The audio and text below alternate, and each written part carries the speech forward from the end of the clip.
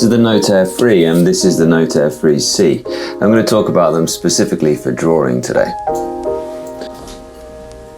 Obviously there's one difference between these two, and that is that this is a black and white screen and this is a full color screen. And these are both e-ink tablets, and well, there are some specific limitations to e-ink tablets over something like an iPad, for instance. But what they have certainly got going for them is the accuracy of the Wacom pen and the feel of that nib on the paper-feeling screen protector.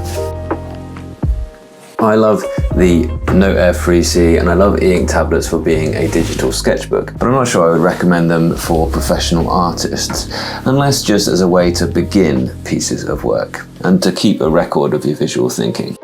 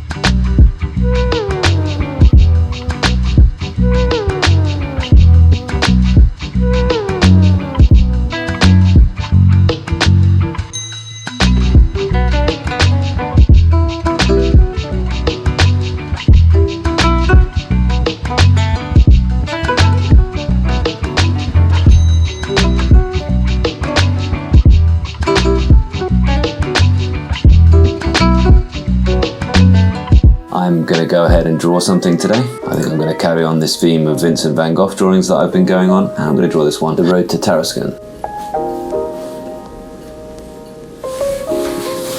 You do have a good range of tools for drawing, but nowhere near as good a range of tools as, for instance, on Adobe Fresco, which you can get on the iPad. You do have a pencil with tilt and pressure support.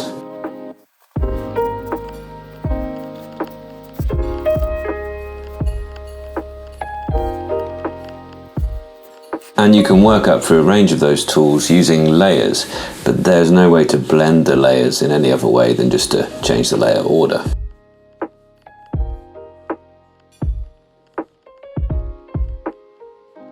So what I would suggest you do is to start with a bottom layer with a pencil. Just going to make sure that I don't have Smart Scribe on, because it will think that shading is rubbing out, which I think it did earlier on. And then after you've got your basic plan out, you can make a new layer and then do a tonal layer.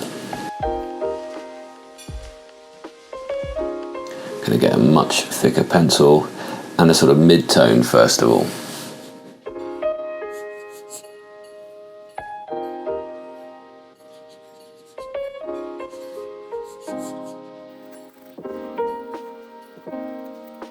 Hope you can see it's got good accuracy and it's a nice feeling screen as well.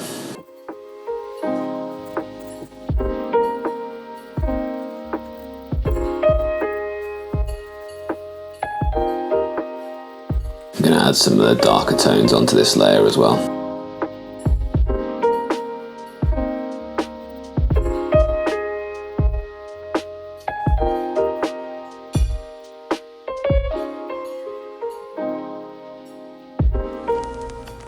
And then on top with this black and white, I'm going to pop an ink layer as well.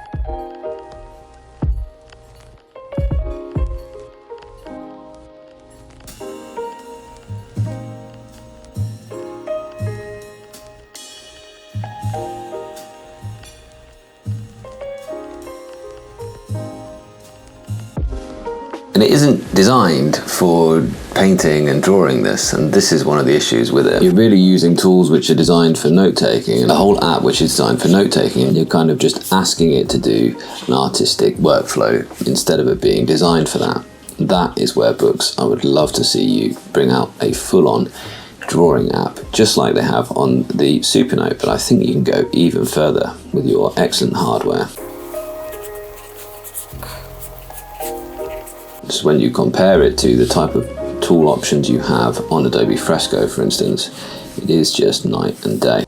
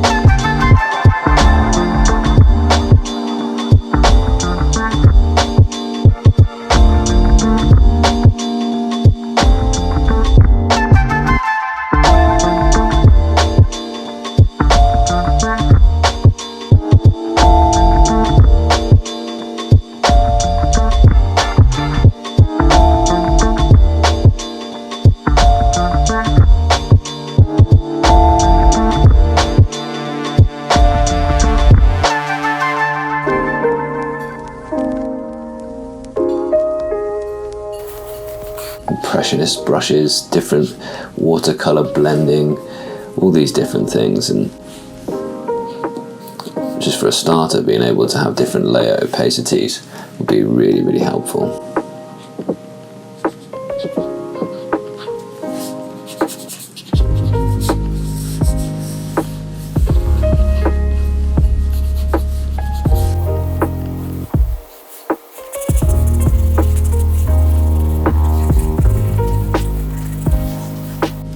I think I'll just use the brush tool lastly on a final layer to go ahead and bring a bit of texture to the leaves.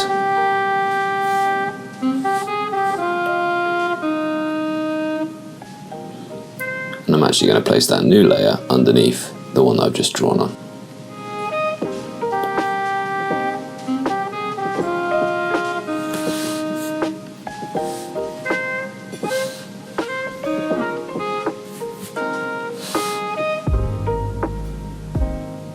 You joking?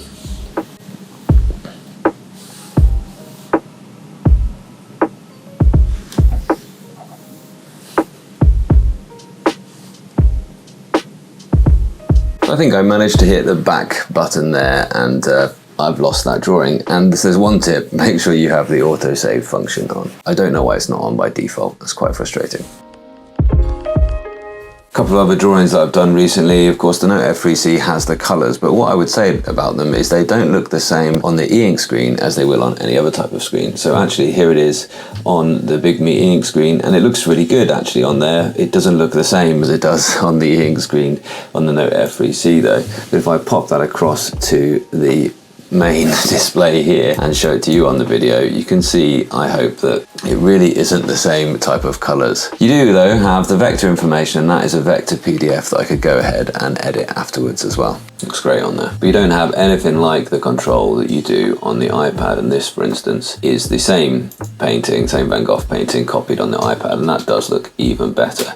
You've just got the choice of the brush textures, and you can really make something really quite special there. That's undoubtedly a better thing. And you don't really want that kind of frustration. You've created this kind of pastel looking masterpiece here, and then you go ahead and share it out with people, and it looks like that kind of splodge of color on the screen. These are full Android tablets, and any app will work on there, but what I'd say is that they're not going to work as you would expect them to do. They won't work as well as on an IPS screen or an iPad. Unfortunately, unless it's coded to work on an e-ink screen, the latency of the pen will just be terrible and you won't enjoy using it. It needs to use the book's writing system to do the local refresh to bring the ink very rapidly to the surface wherever the pen is pressed. But perhaps a third party could use the book's API to actually go ahead and make a full-on drawing app which had that excellent 20 millisecond response time of the book's e-ink screen. So for now, I'd say this is a nice place to sketch, you know, a personal place to play around with your drawings, perhaps as a record of your design ideas, or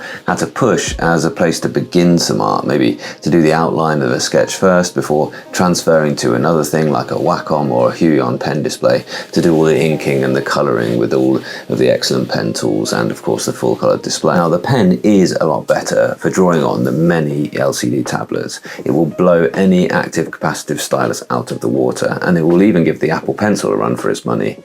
It is the same type of pen technology that Wacom licenses for use on Samsung devices. So Samsung S Pens are also Wacom EMR tech, just like this. So if you've used one of those, or if you've used an older Wacom display tablet, or one of the Wacom One line, the less premium versions, then they use the same Wacom EMR pen tech. It's excellent. It's only really going to be beaten by the Wacom pen tech that they reserve for their premium own brand pen displays and tablets, and of course the Huions, the XP pens, the Zen Slabs of the world, the drawing focused tablets. So it is way better than any capacitive or active capacitive stylus that you could get. Professionals though would be better off going with one of those for their artistic needs. Casual digital artists will be better suited to an iPad, but e-ink aficionados though, you'll have fun here. And it's nice to know that this most versatile of digital paper tablets can also be enjoyed for expressing yourself visually. There's something lovely about these devices, and this size of e-ink tablet is really useful, as I say, just for carrying around as your personal sketchbook. And I mentioned Supernote, of course, have their own drawing app, which is excellent. I've got a video